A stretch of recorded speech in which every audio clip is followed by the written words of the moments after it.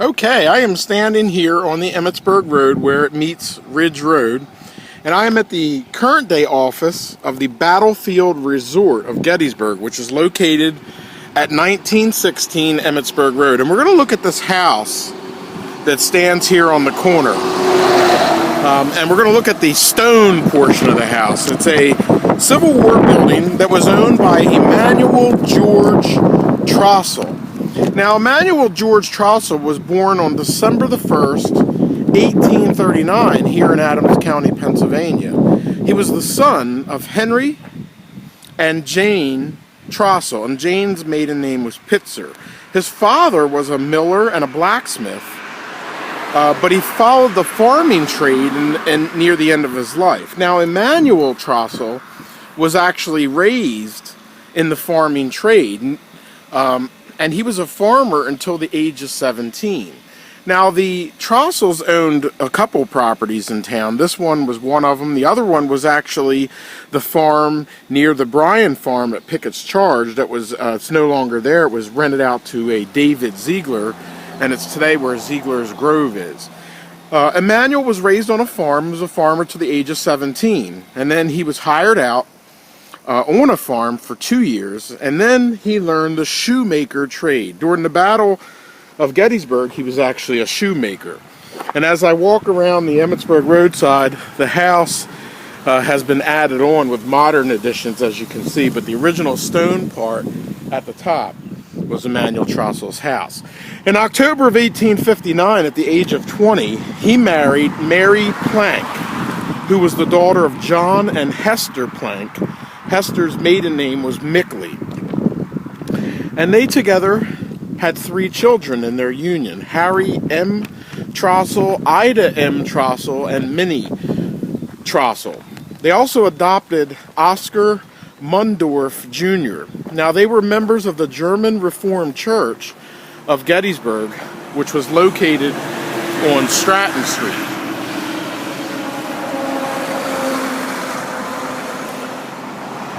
Now, Emmanuel Trostle was also a township judge. He was assessor and a tax collector. On July the 2nd, 1863, while in the stone house here, a rebel colonel rode up the Emmitsburg Road and advised Mr. Trostle and his family, explained to them that they were possibly in great danger, and explained that they should pass through their lines to safety. Now, Trostle said that he would never make it back toward their pickets, so the colonel actually took Trostle and his family through Confederate lines, through their pickets, and to safety. Unfortunately, the next morning, that is the morning of July 3rd, 1863, as Mr. Trostle was worried about his household goods, he started for his house, and he was arrested by the pickets. He was then taken onto the battlefield for parole. But just before the parole could be written, the Battle of Gettysburg, the action known as Pickett's Charge, happened around 1 o'clock. And he was then marched off as a prisoner of war back past his farm, down 15. And he was marched 175 miles over the course of 6 days, 3 days without anything to eat. He was taken to Stanton, Virginia. He was imprisoned for over 22 months in Libby Prison, Castle Thunder, Hell's Delight, and finally in Salisbury, North Carolina.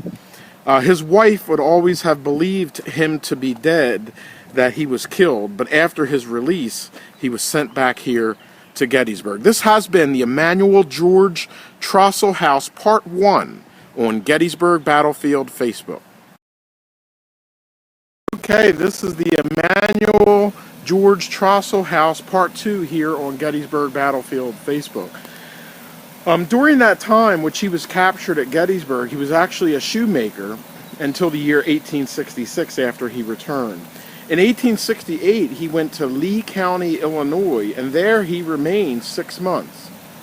He then returned to Pennsylvania, locating back at Gettysburg, where he farmed and followed his trade for 2 years. He then abandoned the trade and then he devoted his time exclusively to agriculture. In 1880, he bought 52 acres of land where he resided. In October of 1859, as I said, he married Mary Plank, and Emmanuel Trostle would live into the 1900s. We'll talk about that on a later video. Now, again, the Emmetsburg Road is an area of hotbed activity, and many people believe that the final action at Gettysburg was Pickett's charge.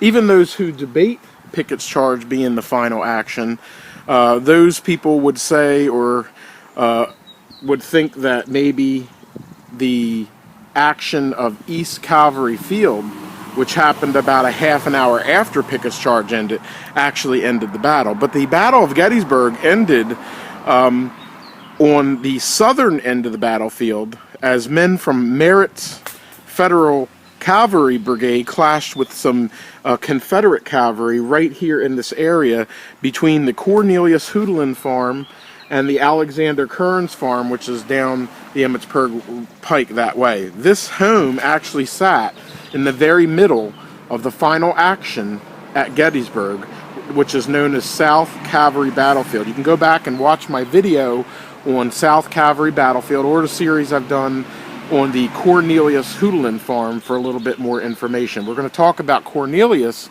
and his connection to this farm on our next part. This has been the Emmanuel George Trostle Farm, Part 2 on Gettysburg Battlefield Facebook. Okay, this is going to be the Emmanuel George Trostle Farm, Part 3 on Gettysburg Battlefield Facebook. Now, it isn't really known exactly when the stone portion of the house was built, though it does show up on the 1858 Adams County map. So most likely this house was built somewhere between the year 1840 and 1858. Now we're going to talk about an incident. We already learned that Emmanuel Trostle was taken as a prisoner during the Battle of Gettysburg, and he was one of several civilians that were actually imprisoned and marched off with Lee's army. But this house has a connection to another local man, and we're going to talk about that now. On the afternoon of July 2nd, 1863, a neighbor of Trostle who lived just up the road here in this direction beyond this roof over here was a man named Cornelius Hoodlin. Hoodlin lived there with his wife and 2 daughters. And on the afternoon of July 2nd, 1863, as the Battle of Gettysburg resumed, up here at the Alexander Kearns farm around the bend, Hood's division actually would charge into the area of Devil's Den and Little Round Top. And as the battle began, Cornelius at his farm, deciding that he was intrigued by what was going on over the last 24 hours, decided he was going to go into his barn and grab his rifle and see what was going on.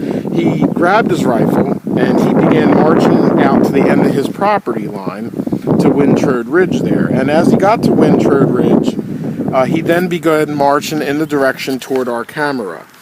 As he got to the house here,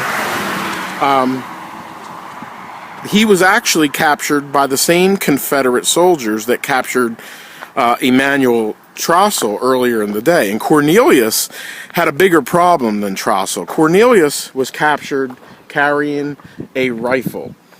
And one thing you don't do during the Battle of Gettysburg, or any battle for that matter, is be in arms if you're not in a military uniform.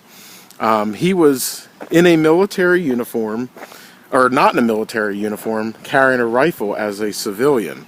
And that wasn't good. He was brought inside of this house and interviewed by a Confederate major, and that Confederate major basically told him that he was going to receive the death penalty. And it just so happened that Cornelius Hoodlin was a master mason, and the major that was interviewing Cornelius Hoodlin was also a master mason. And after a brief time of discussion, it was said that Cornelius would be set free. And he was told to leave, head back to his farm, and stay in the basement until the fighting had ceased. Cornelius Houdelin, who was brought here to Emmanuel Trostle's farm, was the only civilian captured during the Battle of Gettysburg that was actually released. This has been the Emmanuel Trostle Farm Part 3 on Gettysburg Battlefield Facebook. Hey, this is going to be the Emmanuel George Trostle House Part 4 on Gettysburg Battlefield Facebook. And in this part, we are going to take you inside the Emmanuel Trostle House. Now, of course, the offices here are closed to the house. But, as usual, because this is Gettysburg Battlefield Facebook, I have procured the key.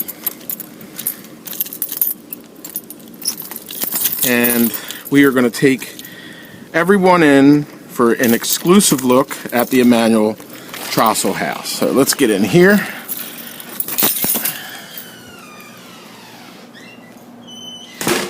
All right.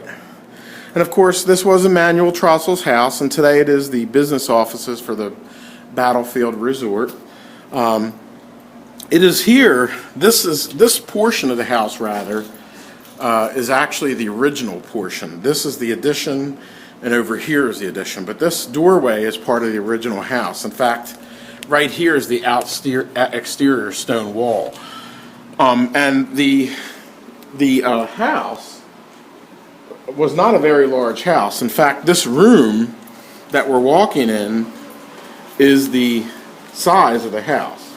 And this is, as I turn the lights on here, this is the downstairs with the original fireplace. It actually has an insert in it now. Of course, the chimney that you see on the roof comes from here. So this is the original fireplace for Emmanuel Trostle's. And actually there is a Union artillery uniform here. There was Union artillery involved in the final action at Gettysburg. Somewhere in this room was where Cornelius Houdelin was taken on July 2nd, 1863, and interviewed and almost sentenced to death in this very room that we're walking in today. And of course, today it's used as the office as a resort, and they sell different packages. So if you guys, like to travel or like to do camping, please stop in here at this historic house.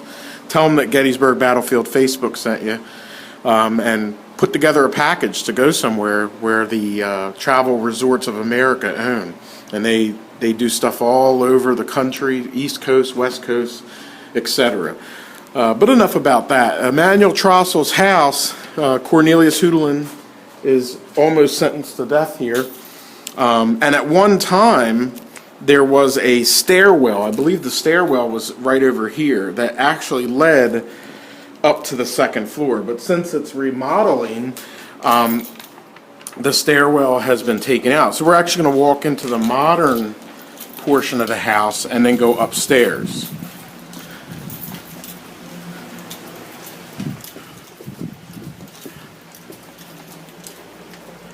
Alrighty, now we're going to the second floor, and actually as we're here on the second floor, you can see the stone wall that once was the outline or the eastern wall of the house right here.